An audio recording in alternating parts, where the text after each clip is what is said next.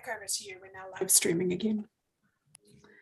Great, thanks Fiona, and welcome back everyone. I hope that a reviving cup of tea has got everyone in the mood for some great question time and some discussion to really start talking through all these things. So I will give the floor over first to some of our EU partners. I see Kirsten is still there. I can now see that Carl is with us as well. So if you'd maybe like to start things off and we can kind of start the conversation there, then we'll see where things take us. And I can always leap in with some questions for Steve as well to help us cover different topics if we need to. So yeah, Kirsten, would you like to start us off now that you've had a minute? Tēnā tātou. Yes, I would like to take a minute to acknowledge Steve and Darren and Clint and others from the council who've worked so studiously in this area. It's been amazing to see how much work Steve got in there and did. So ka pai, Steve. And also the team at the Urban Advisory, Natalie, Hattie and Greer. We've had some really good discussions and it's been, I think it's been really helpful to our work. We don't really want to, we don't have too much more to add other than what Natalie has already shown you today about the needs assessment for this area with our group. There are just, I think, 2 points that help paint the picture a bit more, sort of expand it out a bit. So one is just going extending a bit further the points that Natalie made about the importance of living in a community and what it means to be living in homes that actually improve your wellness. So for us, the environment and looking after the environment is a massive part of the picture of a home, for us, of a kāinga. Being able to maintain those connections to our maunga, awa, marae, hapu, and all the many other sort of sites of importance to us, go towards maintaining the wellness of the whānau. And it is about community, not an individual whānau living in a house over there. So a big part of that for us, and it's being highlighted at the moment because of the intensification plans. A big part of that for us is what we see as a bit of a gap in the data and the research. And it's about what our environment, what sort of population and housing our environment can actually safely sustain. We haven't been advised of, and we don't have the information and data about what the Otaki area can safely sustain. So it's a priority for us to be able to get that material so that we can be planning our growth well to ensure that we are nurturing our environment in order for our environment to be able to continue to nurture all of us. So that was one point. And then Kim just had one other point to mention. If she's here, she had to rush and get her laptop. Yes? Yeah, I'm back. Ka pai. I'll just turn my screen on so everyone can see me. Kia ora tātou. Yes, just on, I noticed Natalie had one stat there, but firstly, just to talk of what Kirsten said, to thank you to Steve and the team, Natalie. they've ensured that we've been involved every step of the way. So it's felt like a really great cooperative, collaborative kaupapa that we've had input into. So from that point of view, thank you very much to them and the council staff as well. Along each step, they've actually involved us and not just involved us, actually, we've just felt part of the team. So that's been great. But just touching on one of the many stats that Natalie brought up about the house prices and the range of house prices in Otaki, and I think it was between in the 600s. But if we dial that forward to day now, if I look at the market now, I just recently did it this morning, and of the 50 houses that are available, and that's a lot. In the past, it hasn't been that many, and they are mainly 3-bedroom, on not large sections, and I'm not even considering te horo and larger sections. Probably 15 of those 50 are in that price range. The rest are between 800 to $1 million. New builds, there's a couple of new builds on the market at the moment in Otaki, and they're $1 million.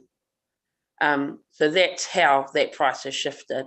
So if it was urgent before, it's very urgent now, because if those price ranges were unattainable before, they definitely are none on the market now that are attainable for people living in Otaki. And the other issue is displacement. I mean, we see it in Otaki, but the reason we're seeing it in Otaki is because we're seeing it nationally. And so the domino effect is happening, that people are being displaced from Wellington and moving out of Wellington into suburbs like Otaki, Paikakiriki, Paraparaumu, Waikanae, which means those residents in turn being displaced. So I probably like those two things, and to bring about the knowledge that we all know that this is not just a Kapiti issue, it is a national issue. So the whole working across all the agencies becomes a vital part of that. But yes, the time is now to act before this really starts to affect people's well-being, jobs, everything. Everything will be affected if we don't start to act now. And that's probably about it. That's all I have to say. Kia ora tātou. Kia ora, Kim. Unless Denise wanted to just add something from Ngā Hapu o Otaki, I might just pass over to Carl. Yeah, great. So Carl, I can see you there. Thank you so much for sharing your stories with us. It was a really valuable piece of this. So yeah, is there anything you'd like to add? I'd just like to tautoko the previous speakers, Kirsten and Kim, on that, to thank you and the team, Steve and Hattie and all the others behind the scenes that have got this all up and running. And yeah, I do agree that it has been become a close relationship, I guess, with those people to get this up and operating. I haven't got a lot more. I'm in a sort of I guess, a unique situation in the terms that we're not a large hapu. We don't have a marae. We do have maunga and awa that obviously we want to sustain and nurture. Currently, there's only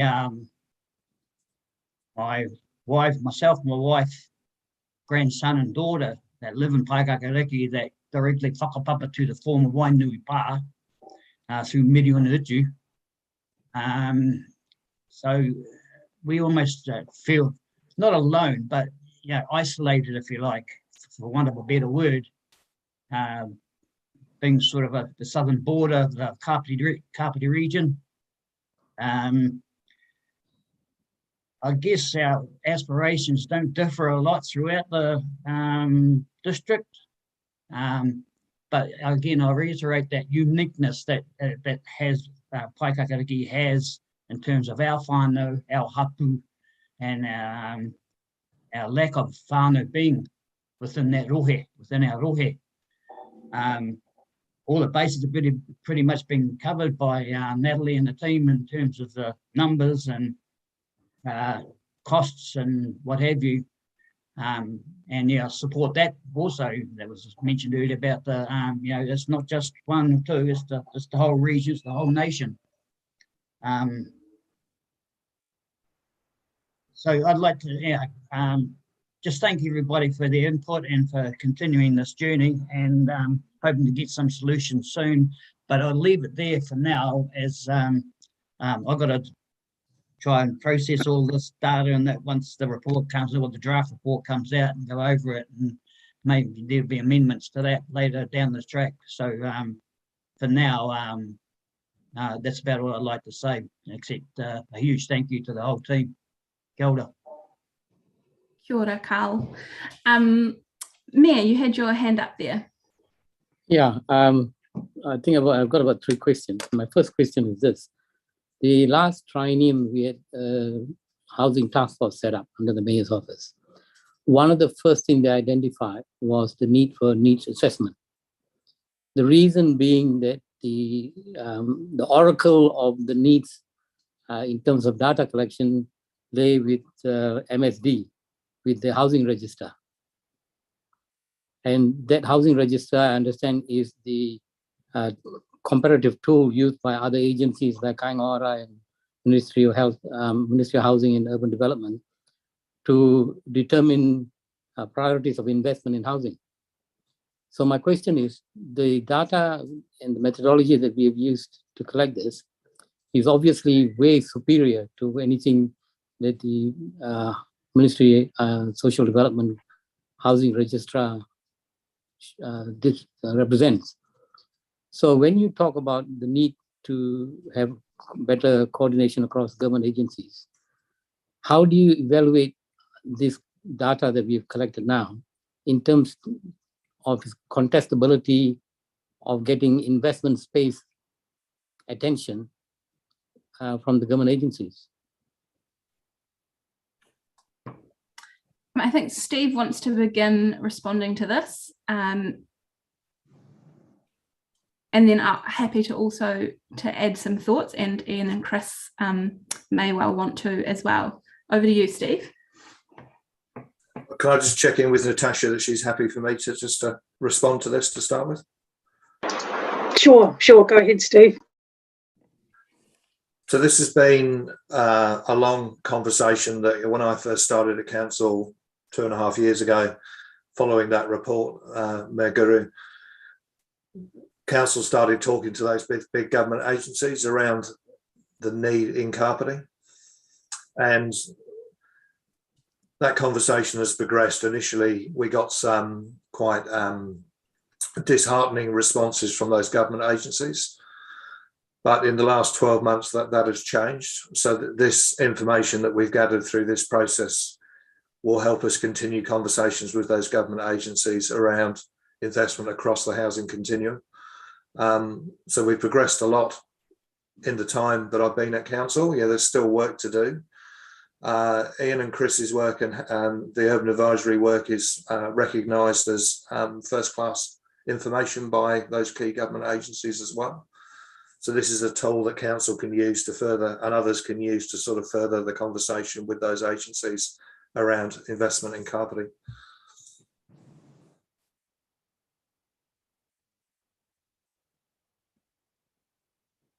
Right.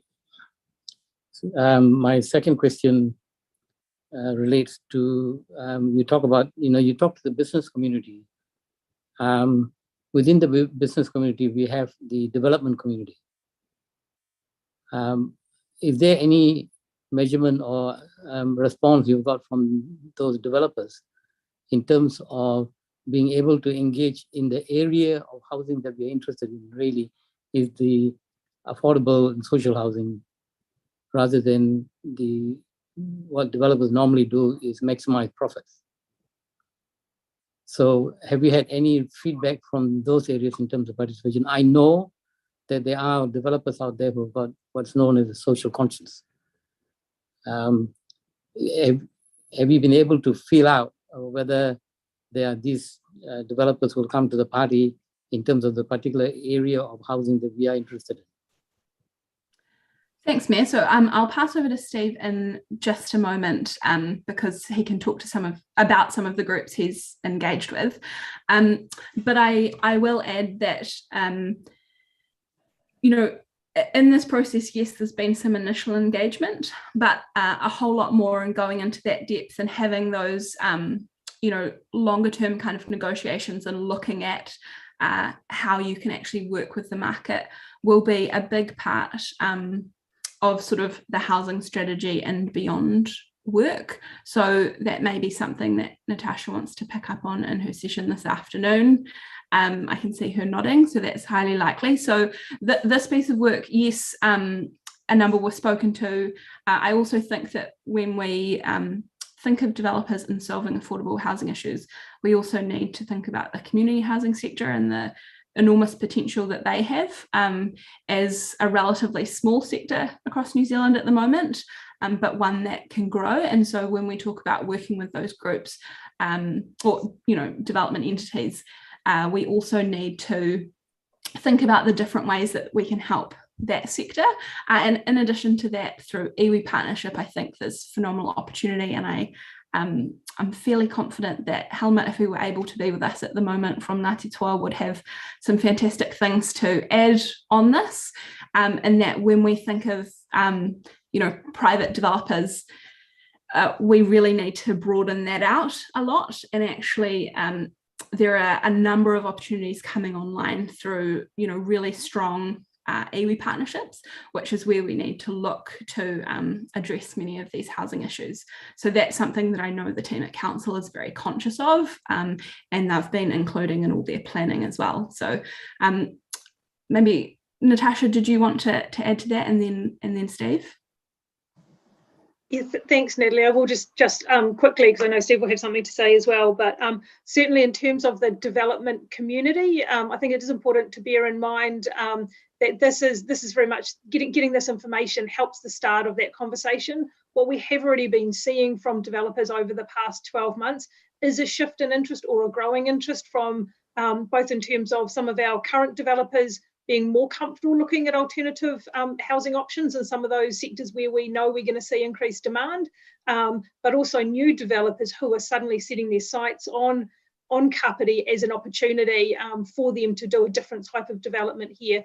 Now, what we do have is, at the moment, we're just starting on the process in terms of changing our district plan, and there is some work that we need to do there to see that through, to make it easier for some of the new typologies to be built than what the current district plan allows. So there's definitely, it's a work in progress there. Over to you, Steve.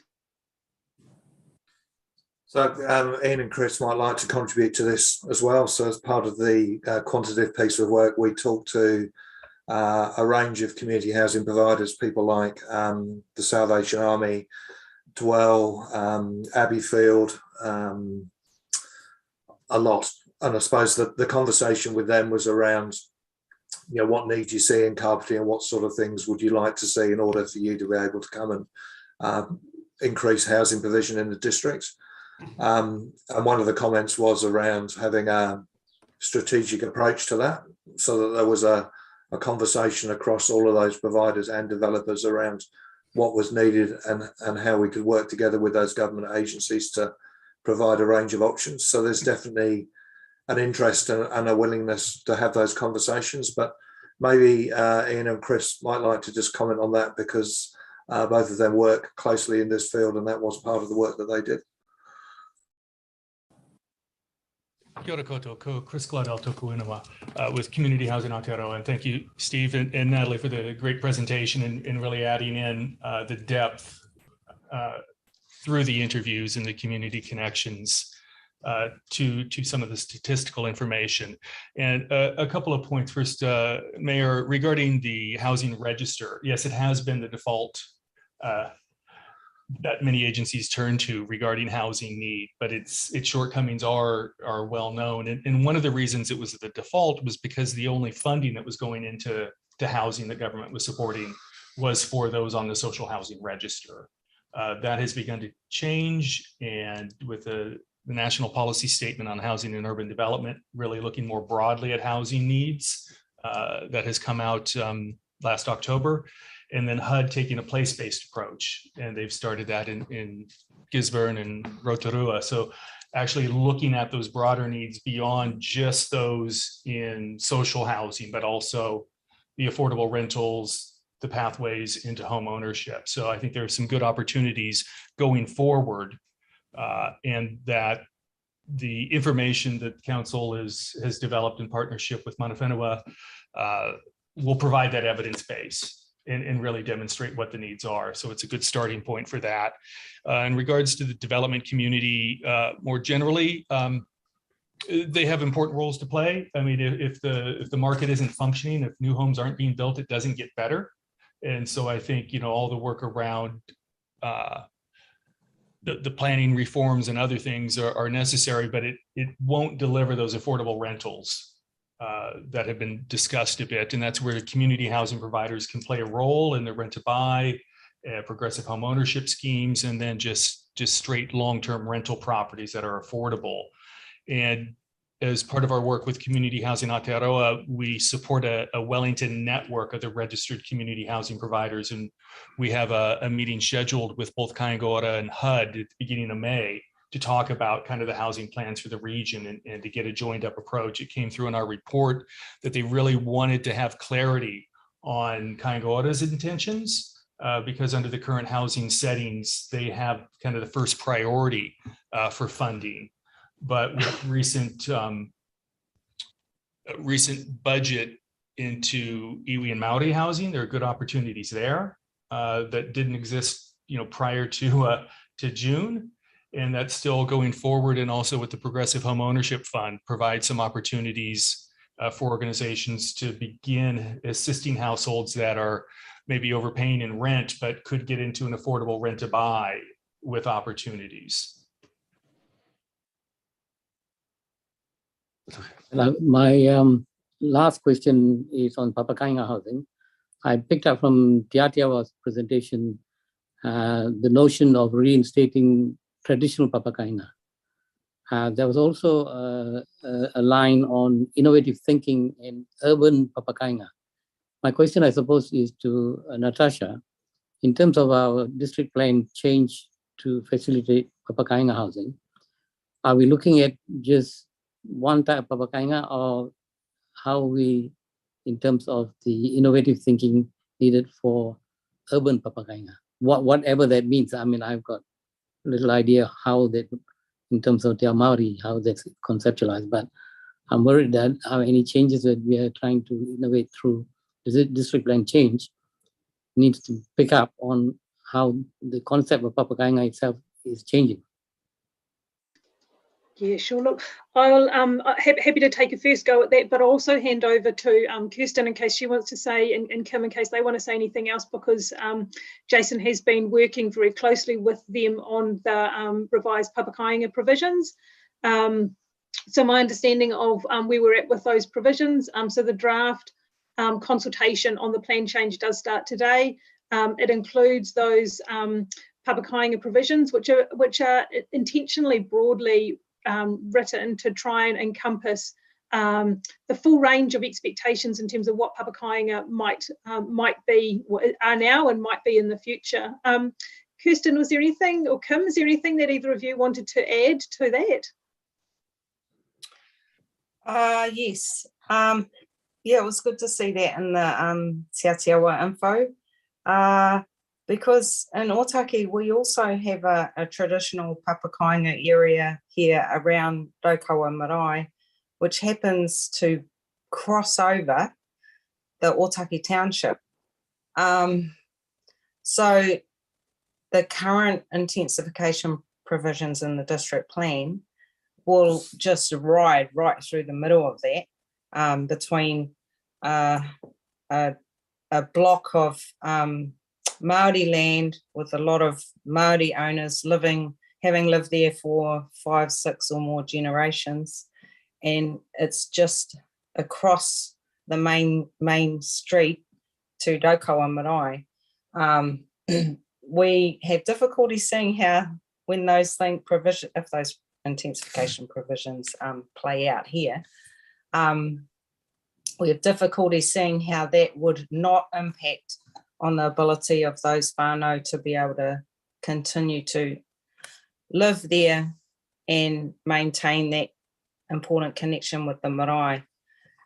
So there are implications for traditional papakainga. I imagine it's very similar at Waikanae. And the district plan rules.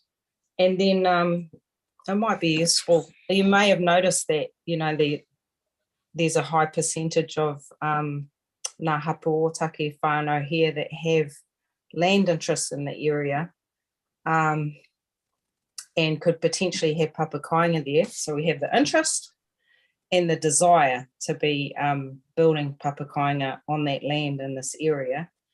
And it's actually a natural and really obvious and desirable solution for us. It just holds so much promise.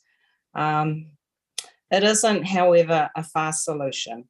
It's quite complex because for the majority of us, that interest in those land blocks or areas is quite small.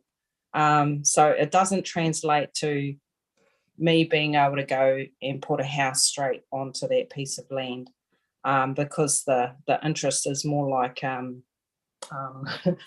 2 by 2 metre block or something like that when you break it down by shares, because of the way that land ownership Māori land ownership has changed. So it's not a complete solution. Those blocks are also out of the town area mostly, and so for many that's not where they're wanting to live. Young whānau want to live close to the kura and the kohanga and their workplace, and so yeah, as Natalie mentioned, we're looking at a multi-pronged solution to address that, you know, really wide range of needs that we have, like most other communities will have.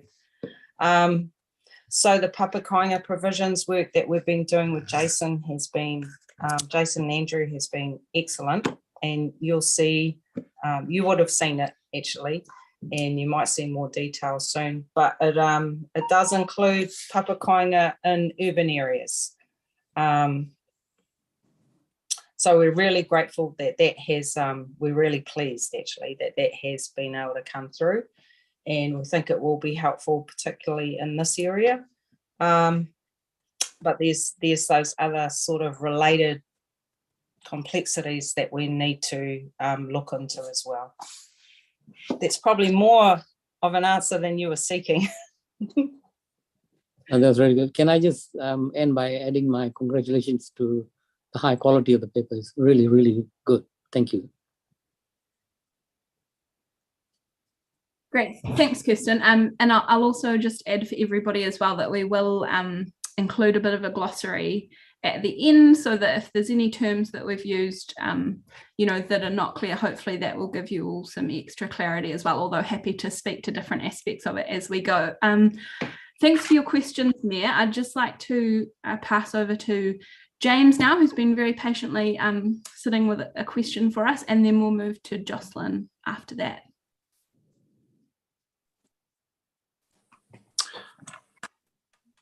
Morena, everyone, and thank you, Natalie, for the presentation. I think probably just taitokuing the comments from Mayor Guru, the impressive presentation of the report. I appreciate it's still in draft form, but very easy to follow, very sobering. I had a chat with Councillor McCann in the break, and you know, many of us know that those issues exist.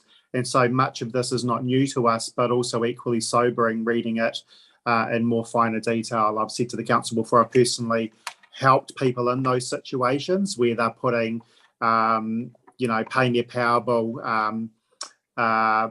is something that isn't necessarily a priority compared to putting food on their table or clothes on their kids. So in regards to the final report, when will, because I note on the version that we've got, that's still got some awaiting feedback, when will the final report be available? And I'm assuming that will be publicly available. And the reason why I ask is in terms of passing that on to interested parties for them to understand the grave situation our communities are in. Yeah, great. So I'll pass over to Natasha. We have a pretty clear plan for how we can wrap up the report, continue getting that critical feedback from our iwi partners, and then present it to council. So Natasha, did you want to share dates? Otherwise, I'm happy to. Yep, no, absolutely. So thanks, Councillor Coates, for that question. We are looking to bring both reports. So there's two reports. There's the underlying quantitative report, and then there's the overarching qualitative report that will be brought to council on the 12th of May for formal receipt, and then they'll be made publicly available after that. The recording of this workshop will also be made available earlier than that, so there will be more information sooner. Yes, available for sharing. We'll do. There will be a release. We'll look at media release. We'll look at doing after this session, and there'll be further comms and updating our web pages, which will happen after the 12th of May. Thank you. And what's the plan in terms of sharing this with other agencies and the likes of Greater Wellington Regional Council? I guess I asked that question because my worry is that it's emailed, received, and then saved to a folder or put on a shelf. What approach will there be to ensure that the likes of the DHBs, although obviously there's change in the DHBs, but the DHBs, GWRC, the police, and all of that receive copies and actually take the time to read through and understand how it is also interconnected? Yeah, sure. Look, we can look at doing a program of meetings with them, or wrapping it into other forums we've already got planned with them. Steve has got his hand up. I'm sure he's got some views that he might like to share about that as well. So I might hand over to him, but absolutely, it is really important in terms of making sure that this doesn't become something that sits on a shelf and gathers dust, that it is actually used. We do want to make sure we're promoting it to a range of different parties, and there will be opportunities for that coming up. We're under the regional growth framework. There is the Kapiti Horowhenua project, which kicks off next year, and that is a multi-agency project. And so I see huge opportunity in us sharing the findings from these reports through those sessions, as well as anything we do immediately in the aftermath of the formal receipt of these reports. So from the start of this piece of work, there was a few key elements for me. One was to make sure that iwi were involved right from the beginning. And the other bit was to make sure that the conversation continued with all of those key government agencies. So although this has been a council piece of work, it's always been promoted as a resource for iwi, community housing providers, government agencies to use as a tool to inform future provision in Kapiti. The conversation with all of those agencies you just mentioned, James, is ongoing. We have an idea of where that may go, and we can talk more about that probably in the next 4 to 6 weeks. But the intention is that it's used as an action tool. You know, we've got the evidence now that government agencies have asked for. We then use that as a tool to influence how we get provision from government and community housing providers and developers, and then what council's role in that could be going forward. Thanks, Steve. And look, my last question, I'm trying to think of how to phrase it as a question. The presentation and the report talks strongly about the importance of collaboration and working together, that this is not one organisation's issue. It's, you know, it's right across. It's a nation's issue, and it's interagency. Council has played its part in purchasing a significant piece of land in Otaki, and I'm aware, Steve, that you had progressed discussions around another significant piece of significant in terms of size piece of land in Otaki. I have checked with the agent that I can share this publicly because I'm aware that this is streamed, but I'm aware that that deal with Kāinga Ora fell over within the last week or so. And so my concern is that we're all aware of the issue. This report puts a greater spotlight on the issues that we are aware of, and obviously goes to a deeper level in terms of the range of issues. But here we have an opportunity, you know, not just, I want to acknowledge that the issue is not just for Otaki, it's district-wide. There are issues in other areas within the district, and Waikanae and Paraparaumu and Paekakariki. But the report clearly identifies Otaki as being impacted more than potentially other areas within the community. And we've got Kāinga Ora, walking away from a significant piece of land there. I appreciate there are other aspects to the reasons why behind that. The question is, what are we doing having those conversations about KO? Because as Rob has said, they'll take that money elsewhere. There's need other places within the country. So it's pretty hard going through the presentation and briefing today and receiving that news literally around the same time around that deal with KO and Otaki. Thanks, James. Steve and Natasha, if you'd like to just... Yeah, so maybe if I just do a quick response there, and very much understand the issues and the challenges, and I think it's important to bear in mind that there's no one silver bullet or quick fix for this. That there is a multitude of different things that different parties need to be doing, and KO is one key party in this. We are aware that they are looking at other options, and they remain open to discussions with us. So we will be continuing to liaise with them, and in fact staff have got a further meeting with them later on today. So there is more work to do, and there will continue to be ongoing conversations with them and other parties to help resolve some of the issues that we're facing. So can we just clarify, sorry, Your Worship, in terms of that particular opportunity on Otaki, would you say that our involvement with them in terms of them coming to that decision with regards to us working together in terms of trying to solve this issue was adequate? And I asked the question not as a criticism of council or staff, but in terms of more so from Kāinga Ora's perspective. Could we have done more if we had the opportunity? I suppose, I need to know, my office needs to know what were the reasons behind it. Otherwise, how do we know what the reasons were? At the moment, I don't. Look, I'm happy to share that with you, Mayor Guru, offline, and just because it's a public workshop, I won't do that in the course of this, Hui. Right. Yeah, great. So I think that's something that you'll need to dig into more later. Rob, did you have something you wanted to add to that in addition to your comment in the chat, or were you in the queue for questions? It's just patiently in the queue for questions and just raising something else. That's okay. Steve, did you have any final comments there? Otherwise, I'll pass over to Jocelyn. So we're in a lot better position than we were 18 months ago with those conversations with those government agencies. And each of those agencies will have their own reasons, why they're looking at particular pieces of land, and they'll make a decision based on that that assessment. I think we've got a commitment from those agencies now that they do see Kapiti as an area of need, and that again this piece of work gives us extra evidence to sort of keep pushing that along with them. But undoubtedly, council needs to keep those relationships strong and regular with Kāinga Ora, Ministry of Housing and Urban Development and others, and Natasha and the team undoubtedly will be having that conversation with KO today, but there are other opportunities that potentially will come off in the district in the next couple of years.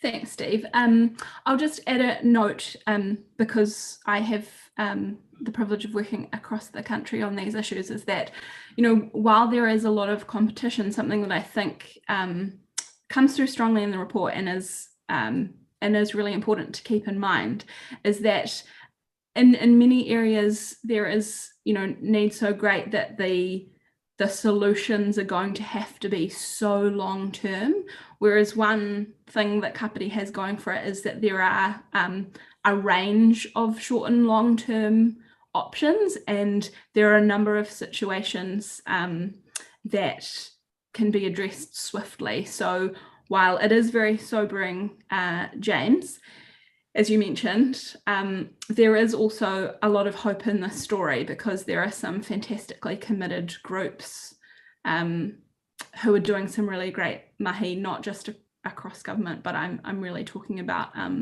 you know, the community and iwi sectors as well. And so that's a real strength that comes through that I hope gets focused on as well.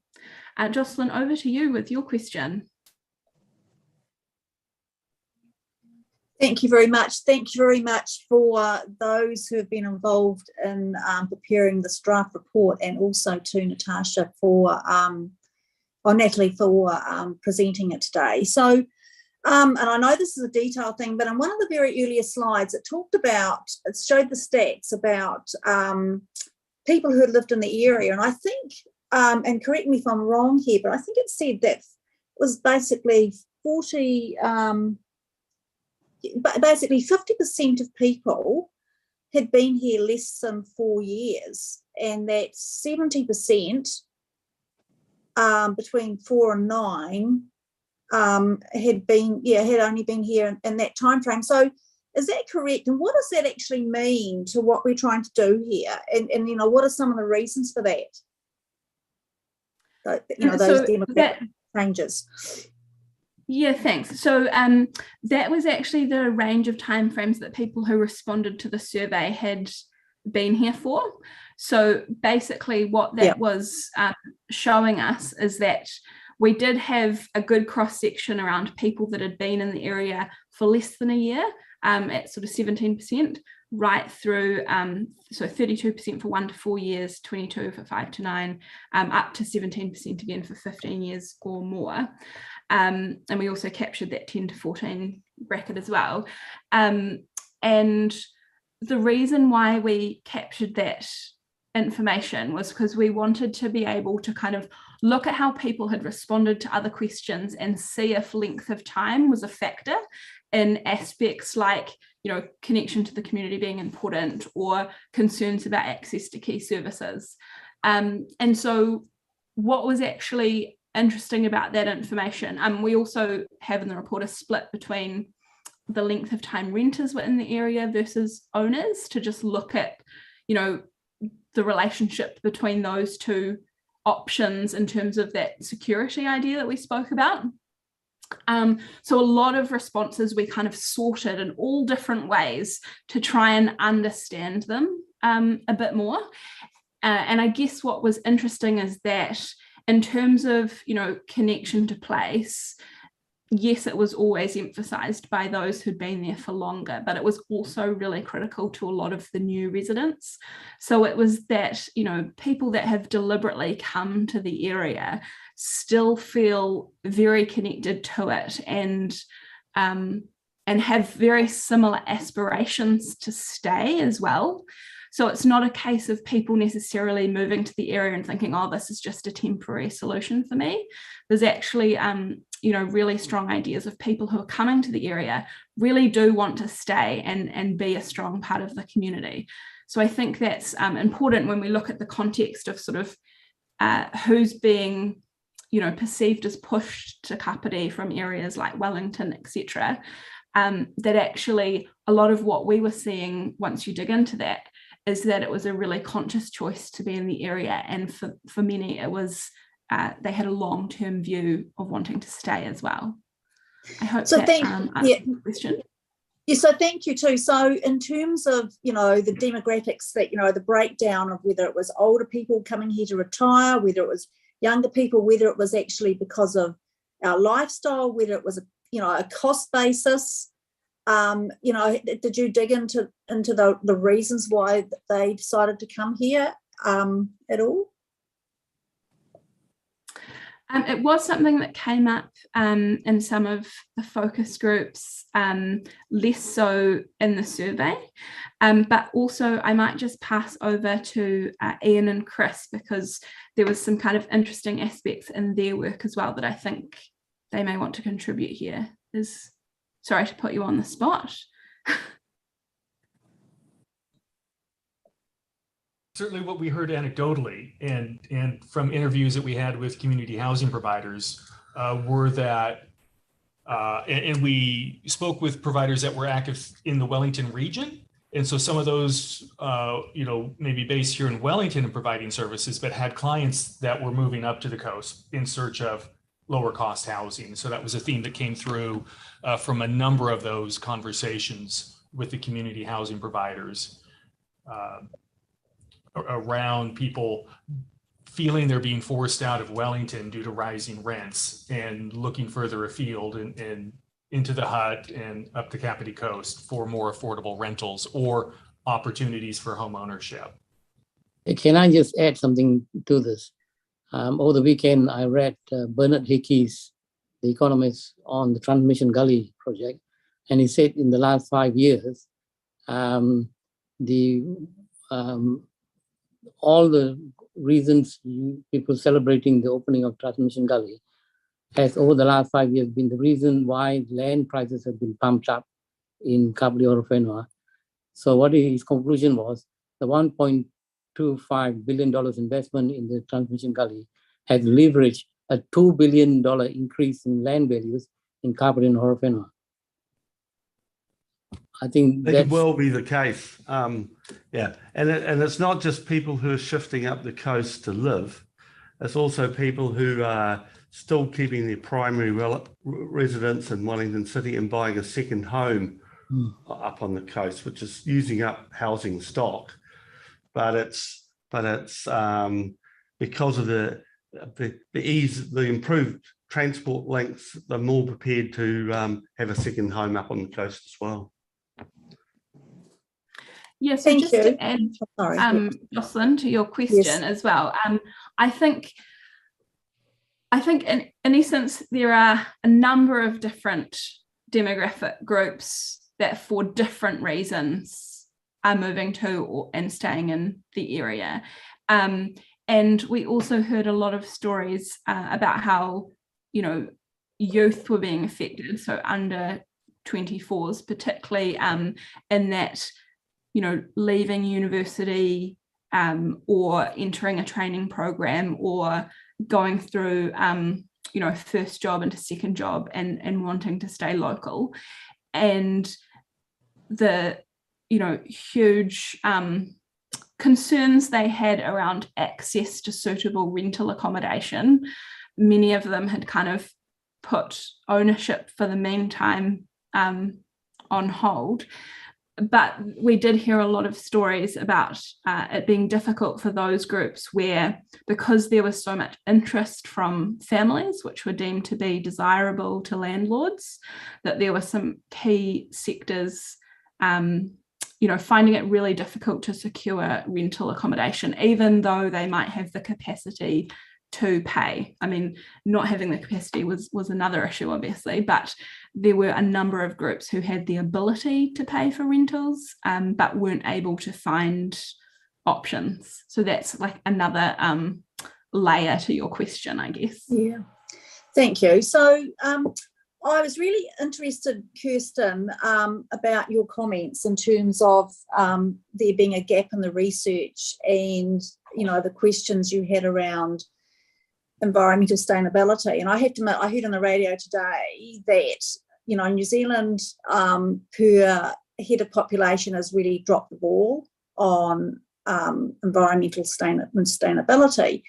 And so I'm quite interested to know, in what areas do you think should be looked at in terms of ensuring, I suppose, Papakāinga, but also other housing developments actually do have a positive impact, if possible, on our district, from your point of view? I know it's a big question. Oh, kia ora. Yes, thanks for asking. Yes, it is a big question with a big long answer. So I'll try and just give a fairly short one. So it kind of starts with seeing what our waterways and environment can sustain. And we know that that's not this much water comes through, so we can sustain this many people. It does depend on what sort of buildings are created and how many people are living there and what sort of infrastructure is in place around it. So you can have a building that's actually carbon positive because of the way that they build it and the way that they're living in it. And they're taking care of the water coming in and anything going out, or it's not going out. It's being dealt with on the property. So we know it's not a straightforward answer, and it will depend on what sort of homes are created, the industries in the area, the transport, and what people are doing. So that was the first thing, was what our environment can sustain, and then planning all of those other things that are involved in creating a community. Planning for the growth in a way that it either doesn't do any more harm, or it seeks to have a positive impact on the environment. That's probably a pretty good short summary of it, actually. Thanks. Kia ora, Kirsten. I'll also just add that I think this is where, this work aligns with so much other work happening in council at the moment on the growth plan. Steve or Natasha may want to talk to this, but it's very much how this set of information can be used by other groups as well. And I also just wanted to shout out to Tina Pope, who's joining us from Paikokariki as well, because these are conversations that have come through strongly there as well, and that environmental loading being so important to development decisions. So it's definitely kind of come from multiple areas, and the next steps are really beyond acknowledging it in this piece of work. It's really about making sure that this work is integrated across other parts of council, which I know Natasha has been very conscious of, and it's very much a next step. Was there anything you wanted to add to that, Natasha, or can we go to Rob? I'm conscious that we've got more hands rising up. I'm happy for. I think you've done a good job of summarising that there. I'm happy to keep taking more questions. Okay, great. Actually, I do have just one quick question, and maybe not an answer, but just to actually think about it. So, I think that the report that's been done is a really good look at the status of where we are now. But I think the big questions are probably around supply, demand, and cost, which really hasn't been talked about, because often cost is actually the limiting factor. And then how this work works intergenerationally in terms of providing houses, and getting people into those homes. But what happens when they sell it, and the costs, the cost structures going forward? They may not. They may potentially. Hopefully, we can get to the state of where we have homes that can be affordable, or some as affordable as possible. But is that going to? What ways can that be ensured to continue down the line? And maybe that's just No, that's all great points. Thank you, Jocelyn. And this is where this work will kind of feed into the housing strategy piece, and where we look at kind of the continuum as more of an ecosystem, because and this is an across New Zealand issue. At the moment in New Zealand, we tend to have market ownership and rental options, and social housing, and generally there needs to be a whole lot of other options in the middle if we're actually going to serve the broadest range of people. They might be referred to as stepping stone products, etc. And we have fantastic examples from overseas of how different models work, and the trick is really to look at which ones are suitable for the key groups in Kapiti that we are being underserved in different ways, and how can we start to enable those. And that's that kind of long-term view that we spoke about. So there'll be some short-term solutions about getting runs on the board, working with existing partnerships, and then those longer-term solutions will be around actually making the change now to enable some of those models to come online. And we don't go into detail in our report, but that's something that will come in the work stream later around, you know, what if we were to enable more of a community land trust model, different forms of papakainga, equity or rental cooperatives. Also, as Chris mentioned before, obviously there's, you know, rent to buy, progressive home ownership, like all these models are like embedded into the thinking and the way that the information is presented, but it's really about picking up on those in the actual work streams. So yeah, I hope that answered. Yes. I'm going to pass over to Thank Rob, you. who's patiently been waiting for his question time. Natalie, you'd be terribly disappointed. It's hardly a question time. I promised that I would represent some of the groups that have been involved in this process, and one of them is the homeless. But before I get there, I just want to reiterate the point that you've been making, that, you know, this is the basis for information that we've been asking for, that, you know, I keep raising with councillors, but here we have the information that helps build business cases across government agencies, housing providers. And it's really important that those people who are watching really do understand that the next phase is how this feeds into our housing strategy, and all this work has been going on concurrently. So it's not like we're getting the report and what next. We've actually got a what next this afternoon for councillors. But Donna Bridgman, who was hoping to present a petition to Parliament about homelessness on the Kapiti Coast, and has been unable to because of obviously some issues that we've had on our Parliament grounds, really just wanted to make sure that her voice was again heard, because these are our most vulnerable people in our community. And when they hear us doing a lot of mahi, but also a lot of talk, they really want to know, when are we going to get houses built for those people? And my answer is, there is no short way that we're going to achieve this. This is the groundwork that we have to do.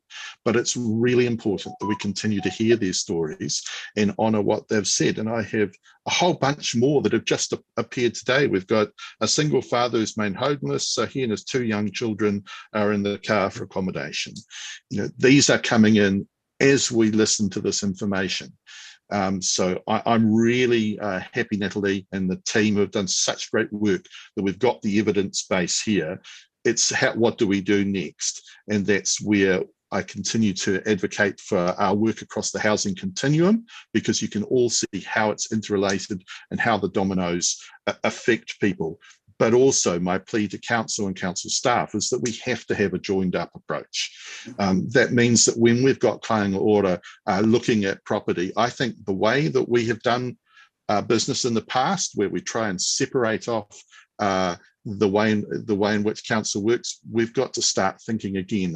How could there be new solutions that could have avoided kāinga ora passing in on a property, where we could have had discussions perhaps across councillors or the portfolio leaders to make sure these type of things didn't happen? So there's always new things, and we have to keep challenging ourselves. Nothing we can do, as I'm sure Councillor Compton will tell us, nothing we can do is going to fix the housing crisis immediately. So we've got to do more each time. So this report, I think, is a fantastic evidence base, but we've got to continue that work, and we've got to make it very clear to the public that it is a whole range of things we're doing. So thanks, Natalie. Sorry, there wasn't a question in there. I was just getting on my high horse.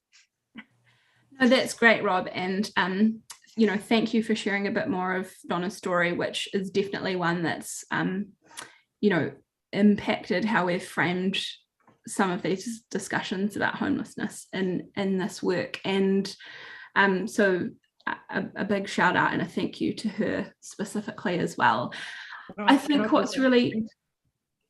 Can I please make a comment? Oh, sorry. Wayne. Hi, Wayne. Yes. Yeah, look, obviously people aren't aware of the details behind the kāinga ora transaction that they tried to undertake. But because of that, we need to be a little bit careful what we say. solving the problems doesn't mean being held to ransom and paying any price to anybody. And Kaingaora might be seen as a soft touch by some at the moment, and they might be trying to get a bit more money than is probably appropriate for property. And that was a medium to long-term solution, not a short-term solution. We're already working with 6 property holders in that area with 6 significant blocks where we are working on how they can develop compatibly together. So I think as an organisation, we need to be careful that we're not jumping all over every opportunity thinking it's a must-do solution every time.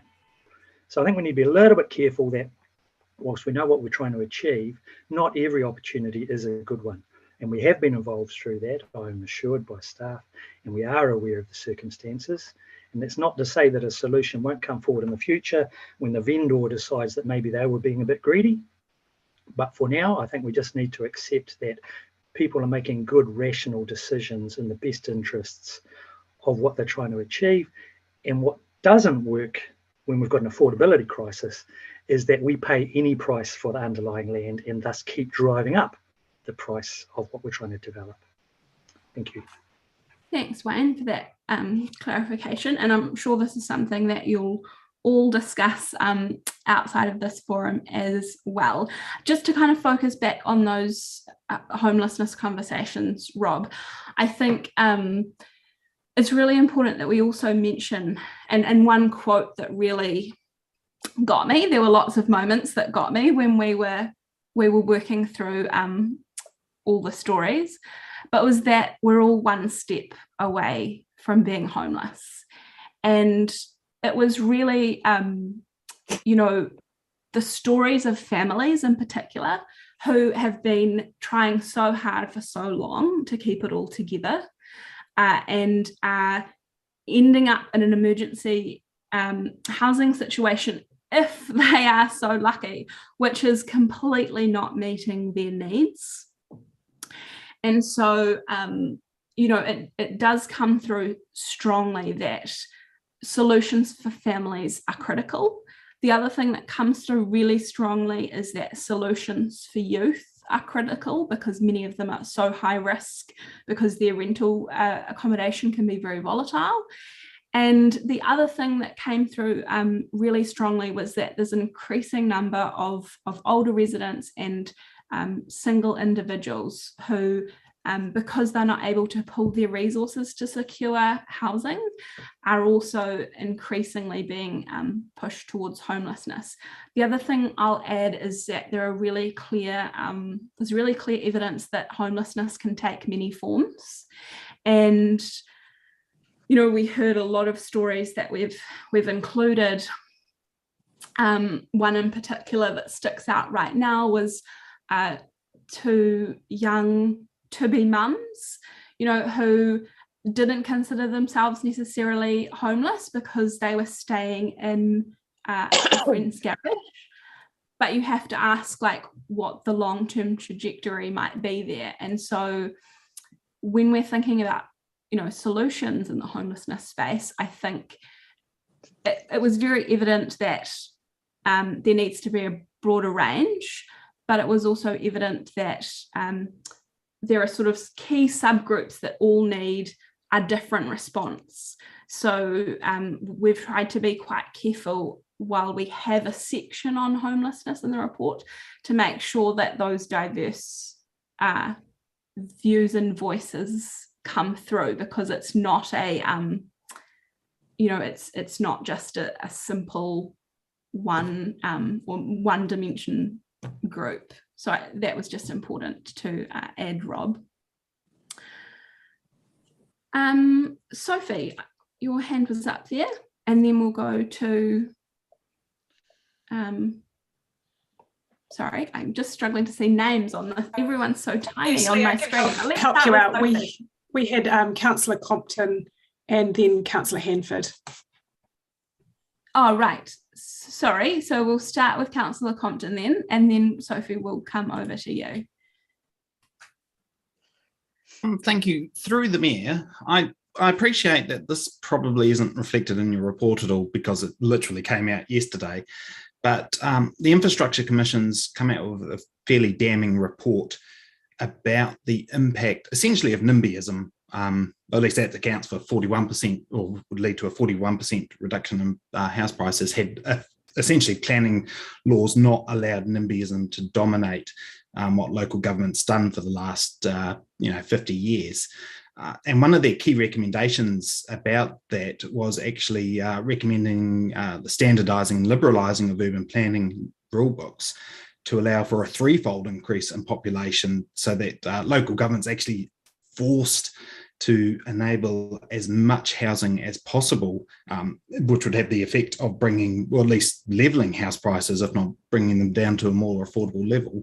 Now, we've obviously gone through a process just recently in terms of getting ready to go out to consult on a proposed draft plan change in terms of intensification. And one of the key messages that we had come through from some communities was that they didn't want intensification because they're worried about the impact it would have on the most vulnerable people. But the problem is the lack of intensification has had an even greater impact on those most vulnerable people. And we've heard today about people being forced out of the district because of that. So I guess, how do we get through to the people who are opposing intensification on amenity values, which the Infrastructure Commission's very clearly blamed for 41% of the increase in house prices over the last sort of 50 years? How do we get through to those people that their prioritisation of amenity values over housing is having a massive detrimental impact on the very people they're purporting to try and protect?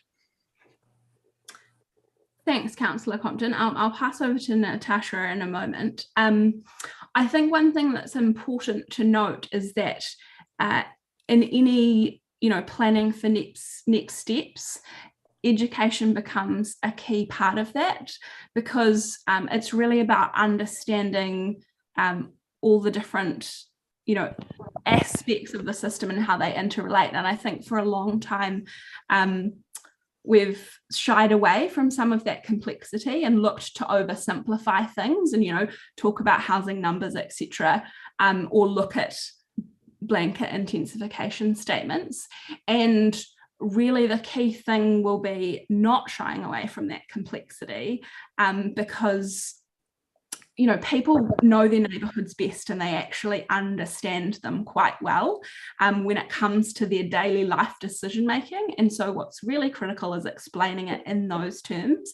And when it comes to density, I think for a long time we've also asked the wrong question. So for example, we've said, would you like an apartment building next door? And people have said no. But if we actually say, if there was an apartment building next door, which meant that there was a cafe, a daycare centre and a small park across the road, whereby we negotiated with the developer for a 10-year maintenance plan, would you be okay with that? You'll start to get a different decision-making process happen. And for a lot of people, it's about where density occurs. And so I think it's that balance. And to go back to Kirsten's comments around that environmental loading as well, it's the intertwining of all these things, and there are areas that are very important to protect and ensure that density doesn't occur there. But there's also a whole lot of areas where density won't affect all those people that are necessarily against it. And so I think a conversation about how the issues interrelate and making it really personal. And that's why I hope that this work is used as a tool. I definitely don't want it to be a report that sits on a shelf. That's not why I get out of bed in the morning. I want some of the stories that we've included to be used as a tool to explain that when we're talking about, these multitude of housing solutions that we need, that we're keeping those people in mind, so that the question doesn't even become, would you accept density if X, Y, and Z, but it actually becomes, Jane, who's the teacher at your child's school, is really struggling to afford to stay there and is looking at having to move and won't be your child's teacher anymore. Is that okay? Because these are the kind of conversations that will be essential to moving past some of those kind of social barriers, which do have a snowball effect on these housing issues. Natasha, sorry, from Council's perspective, was there anything that you wanted to add? Yeah, sure. Look, I will just thank you very much for that answer, Natalie. I will just take the opportunity just to just to remind people, I guess, in terms of the district plan change and the position that the government has put on us, where it's been very clear that it's effectively legislating away the ability to consider amenity values in planning decisions. And it is shifting very much to us being in a position of having to anticipate change in the urban environment. So there will no longer be the ability for the neighbours to oppose something just because they don't want something different next door. It is going to shift things, but albeit it's probably going to be a marginal shift for starters. But that is what we'll start to see through that district plan change. But thank you, Councillor Compton. And yes, I did start looking through that report this morning, so you never know, there might be a few references in the final doc from us after all. And it's also something that potentially, Fiona, we might be able to circulate around if people are interested afterwards, along with the updated slides, because we did have a few edits come through from our Ngā Hapo Otaki friends yesterday. So that's something to consider for afterwards. Councillor Hansford, Sophie, great to hear from you. Kia ora. Yeah, thank you so much, Natalie and the rest of the team, for what is quite a sobering report, or at least the overview is. And I'm sure when we have the chance to dive even deeper, we'll find that there are potentially some solutions that we haven't thought of, and some great opportunities to continue working together in the ways that we've proven that we can, and that obviously housing is an issue which cuts across and has implications in so many different areas of life. And I guess that's represented by the kind of depth and breadth of people that we have both tuning in on YouTube, and also all of us coming together to say that, we need to just get this sorted. And it's a really important piece of work to continue working together on and collaborating on. So we'd just like to really thank our iwi partners for being here and for contributing just some amazing insights that I think will be extremely useful in terms of our solutions, our collective solutions to this challenge, and also the story. And I think that the story is extremely important, and one which obviously will continue to evolve and change. So one of the things that I'm kind of really keen to get more of a sense of, and obviously this will kind of come through the housing strategy a little bit more so too, but obviously we've kind of started to form now this amazing kind of network of people and of groups and of organisations who are all really passionate about seeing Kapiti's housing situation change for the better, ultimately to house the right people in the right kind of houses, and looking into different solutions that work for our diverse community.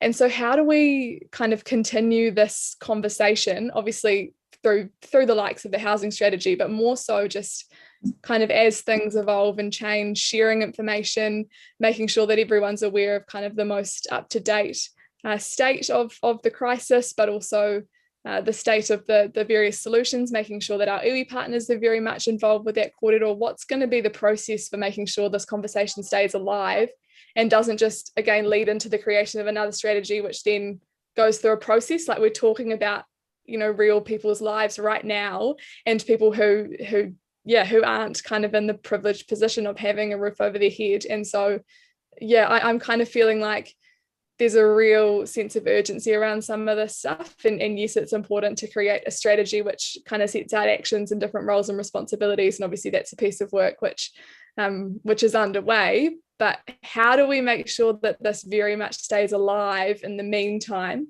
and that we share the story to the right people in the right kind of way, and collectively making sure we're all on the same page about what kind of a vision we're creating and what kind of a path we're heading on? Because I think, this is such an awesome opportunity when we do have so many different kind of collective parts of our diverse community right now in this space, and people with amazing knowledge as to how we could do that. Like, I think we really need to figure out how we capitalize on that. So that's the concern that I have, is that, and I know Councillor McCann's always like further and faster, and it does just feel like when we've kind of had this pretty dire reality painted, and obviously we're aware of it, and we're aware of the challenges that mana whenua are facing and that they have been facing for decades.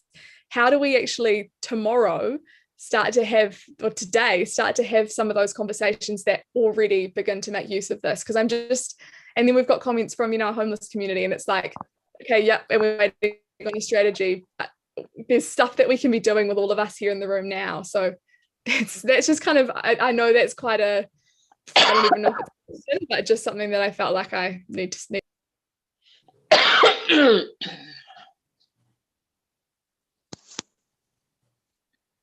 Sorry, thank you, Sophie, for raising that, and that is very much what I think the session this afternoon will land on is what those decisions will need to be, and I think as well a key kind of piece that we'll be focusing on, and we've been talking with the council team around the next steps comms for this.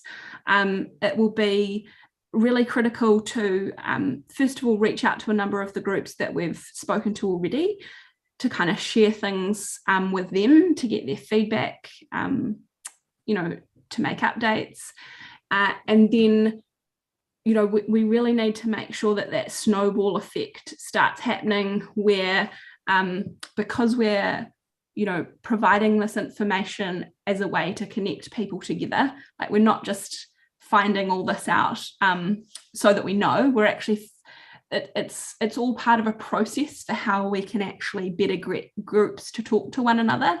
And I think that that came through as a key role for council, because you're so connected across the community, you need to be to do your job well, that actually a big first step in those short-term solutions can actually be helping to facilitate different partnerships and actually uncover groups that are potentially doing great work but might be in silos.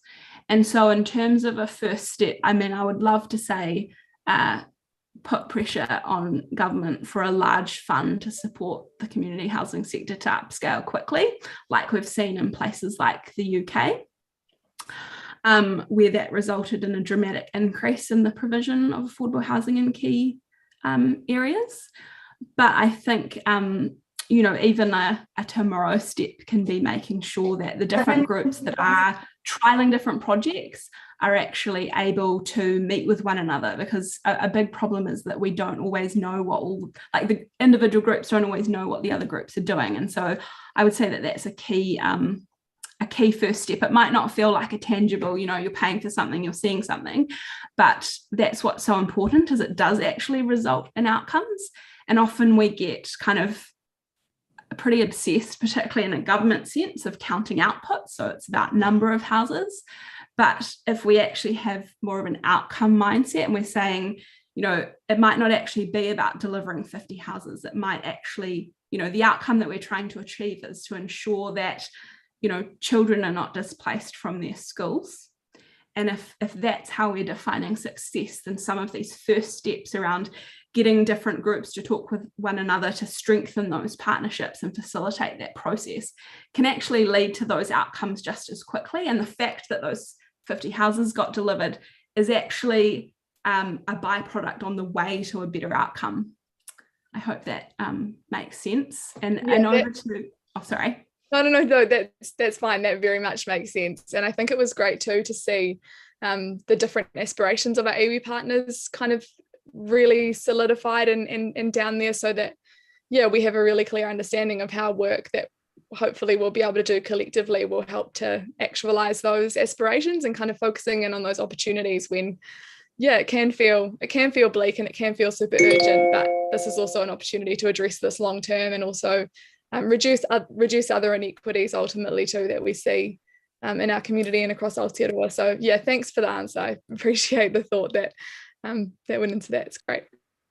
And I'll also add to that increasingly coming online, there have been pockets of funding, particularly for iwi-led solutions, which is fantastic to see. So another kind of right now step for this group to be can ensure that they have the support they need to actually access and combine those together, because sometimes one individual pot won't necessarily be enough.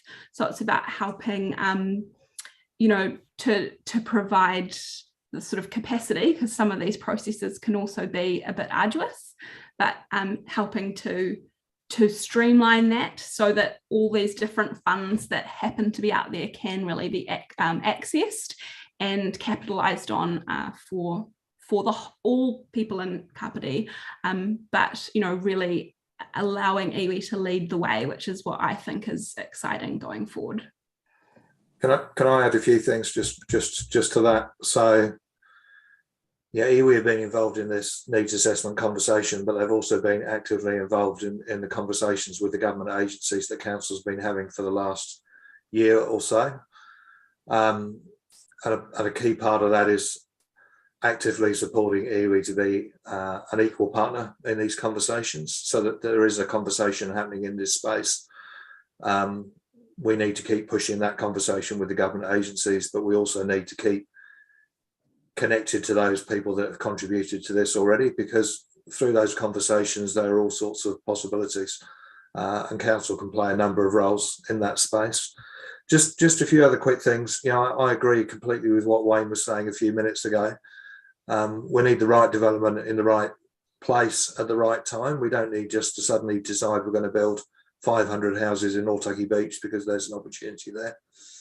And when I had a number of sessions with groups of young people, and a few things that they said to me during those conversations was, we want mixed tenure.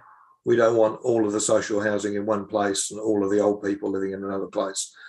They want mixed ages, because there's a really strong voice from young people about wanting to share their skills with older people, so older people can share their skills with them. Don't want any ghettos. That they wanted 15-minute communities, so that there was less impact on the environment, that people could get to work and school and get the services they need without having to rely on transport. And to go back to Kirsten's comments, there's a really key thing around the environment there. So whatever we need, making sure it has as little impact on the environment as possible. There was a conversation about more intensive housing solutions, 3 stories or more. They were cautious about those because they wanted those to be built in a way that people still had access to green space, that they didn't feel like they were just being stacked on top of each other.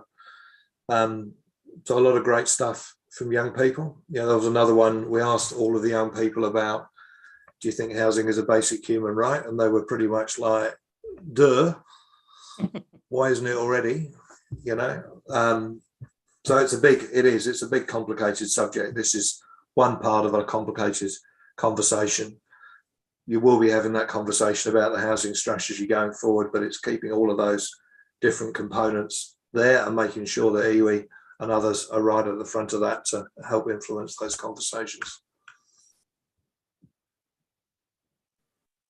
Thanks, Steve. I think, if anything has really come through strongly today, it's just the interrelationship of all these stories. And while we might be able to pull out, key categories and look at how we can address solutions, we can see that all these stories are interconnected, because that's how our communities work. So, the issues that are affecting older residents have a follow-on effect to younger residents. Issues affecting families in the same way have an impact on, school leavers, young professionals. We can't address any of these issues in isolation, which I think in many ways we have done in the past, which is probably why as a nation we've got ourselves into this predicament.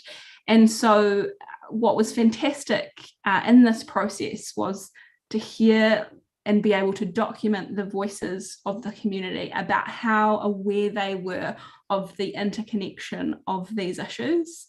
And so I think in terms of that sort of education piece that we spoke about before, yes, there's more conversation that needs to be had, but there's a definite readiness, more so than I've certainly heard previously, which is really encouraging. And I think that, we really need to make sure that we capitalise on that with communities, and that the housing system and the fact that it affects all aspects of our daily lives is critical.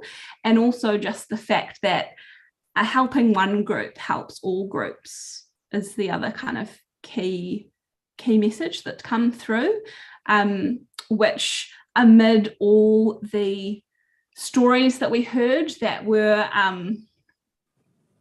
pretty dire and in many instances pretty horrific, that that hope that there was sort of a consciousness about helping one group to help all of us was a real positive that certainly kept our team going when we were trolling through all the data. So I think that's kind of a nice note to also bring in as we start to wrap up today's session. Were there any more questions? We don't currently have any hands raised, but we have a little bit more time. Oh, there we go. Jeanette, over to you.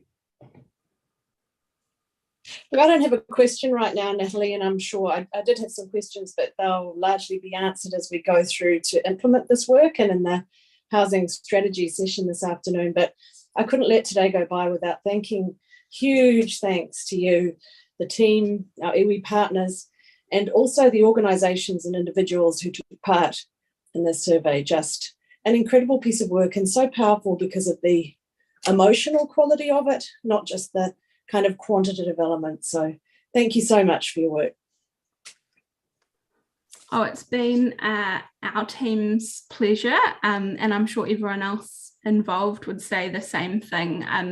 We have been really grateful to Council for enabling us to do this work in the way that we thought was doing it really well.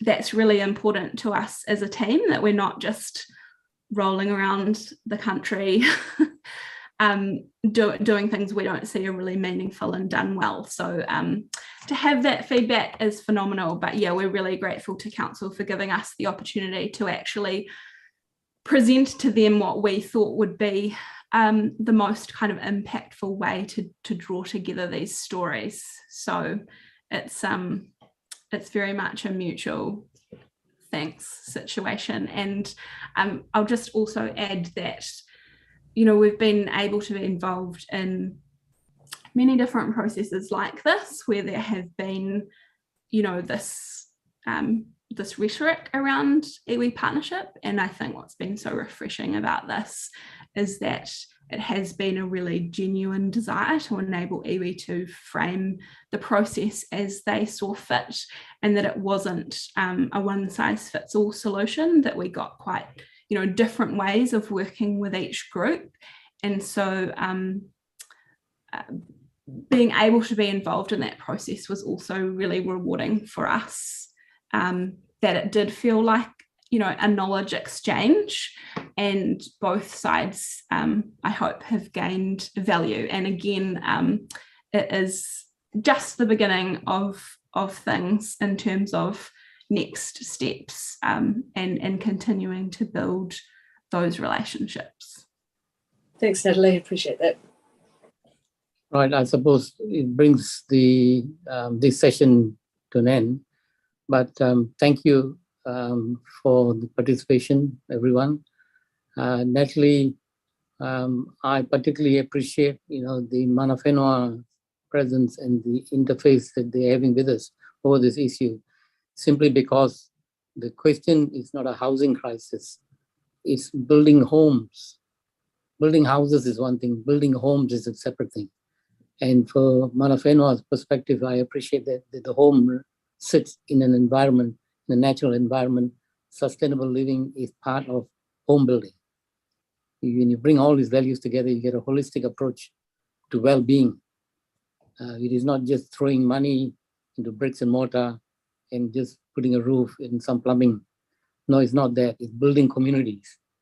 And therefore, what the community values and our relationship with the environment is all critical. And the challenge of cultural perspectives on what is actually living habitable space is actually a political statement.